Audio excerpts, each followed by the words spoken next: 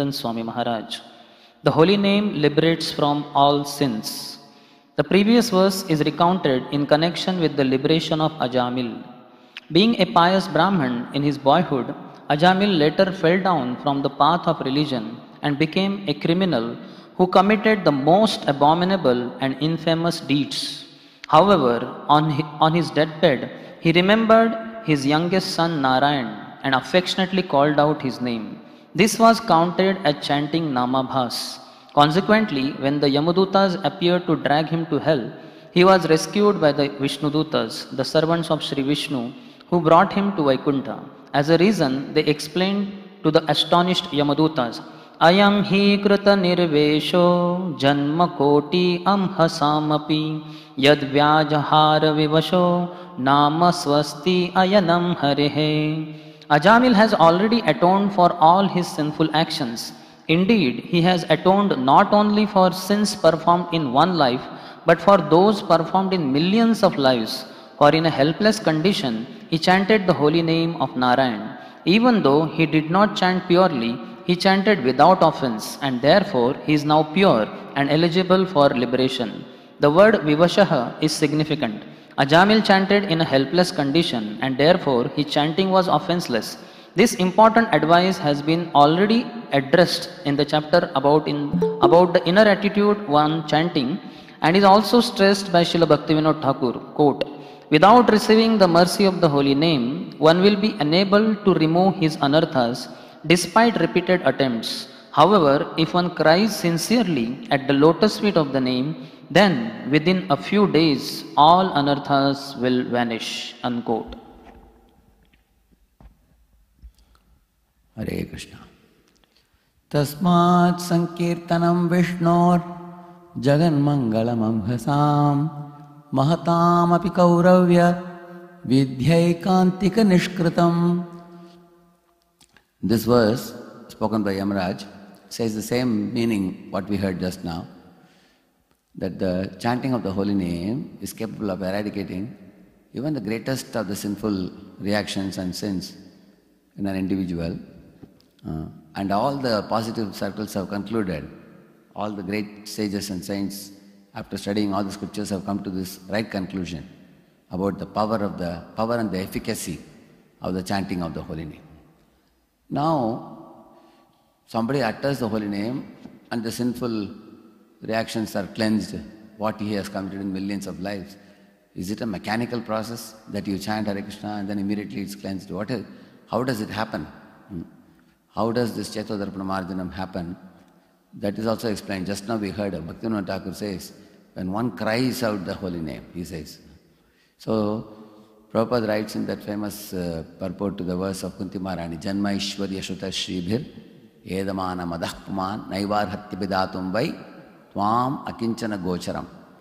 There Prabhupada writes that one who is proud of his birth, wealth, beauty, and education and all these things is unable to feelingly call out the name Govinda. He writes. So that means the name has to be chanted with a certain type of feeling, and it has to be chanted with certain type of desperation, with certain type of faith, certain type of mood of taking shelter of Krishna, and chanted in the mood of a devotee. All these things matter. It is not a mechanical thing. Some people argue wrongly that Ajamila just called out Narayana. After all, he was not even calling the Lord, he was just calling his son. Then if he was delivered, why not us? Actually, Ajamila did not make any cunning plan that Yamadutas will come at the time of my death and I will call Narayana's name and I will escape from all the sinful reactions which may accrue till I am about to die. And then I will save myself from hell. He didn't make any plan like that. Because it was not a cunning thing, it was not a planned thing, diplomatic thing. He just spontaneously called out the name, helplessly he called. He was of course addressing the son's name only. Therefore it is considered as inoffensive. There was no offense, if he did that type of offense, it would be seventh offense. He didn't do that. He was chanting offenselessly. Not only that, he was momentarily saved from the Yamadutas and the Yamapash. But he was not fit for going to Vaikuntha in that stage, even though he had chanted the holy name. He had to actually 12 more years perform the homework of purifying himself, after which he was eligible to be considered to be taken to the Vaikuntha planets. So one should know chanting has to be done offenselessly and has to be done for a longer period of time till one is completely cleansed of sins and offenses, and one has to become eligible to return back. So therefore the chanting of the holy name is not any mechanical process like many other meditational process, pranayam and yogasanas and all people do. They do some mechanical processes and get some practical benefits for the body and mind. Whereas the chanting of the holy name is actually the call of the soul for God. It has to be accompanied by a devotional attitude, by an attitude of supplication, submissiveness, surrender, desperation, need for shelter. And therefore Prabhupada gave the example of a child crying for the mother. He gave the very fitting example it is. Because a child is helpless. A tender child which is 6 months old is lying in the bed, and the child has no other way to get the company of the mother other than crying. Waving the hands and legs and crying for the mother, the child attracts the attention of the mother. Because on his own, the child cannot get up and go to the kitchen and catch the mother or something. He can't do that.